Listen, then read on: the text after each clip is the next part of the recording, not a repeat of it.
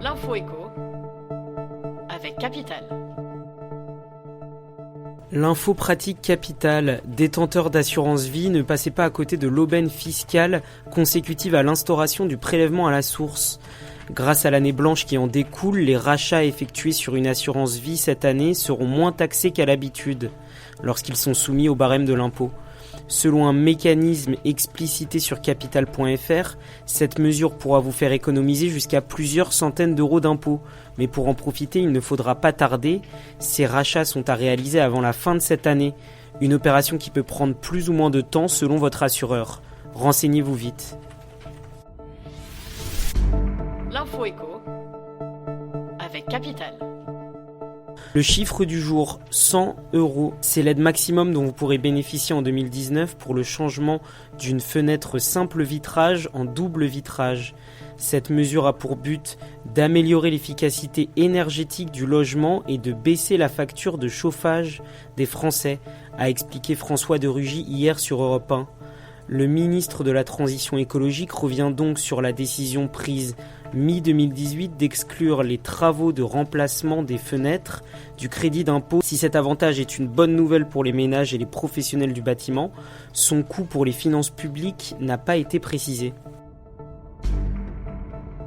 Le coup de gueule du jour émane du réseau Vinci Autoroute, excédé par les actions de péage gratuits lancées ces dernières semaines par les Gilets jaunes.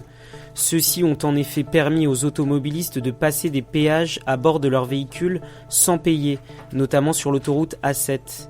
L'entreprise a demandé aux usagers bénéficiaires de ces opérations de régler les sommes non versées. En outre, Vinci Autoroute va contacter les automobilistes non payeurs, identifiés à l'aide des caméras de surveillance installées sur les péages, selon France Info. L'opérateur d'autoroute se défend de vouloir pénaliser les usagers et ne réclamera pas la majoration de l'amende qui s'élève à 20 €.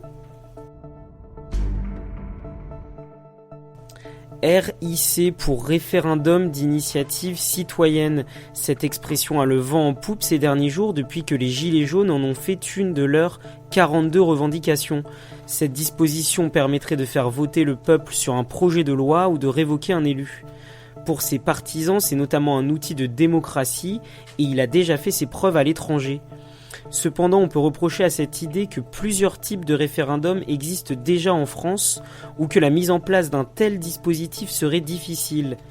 Capital passe en revue les arguments des différentes parties pour vous permettre de faire votre propre avis sur ce sujet d'actualité. C'était l'info éco avec Capital.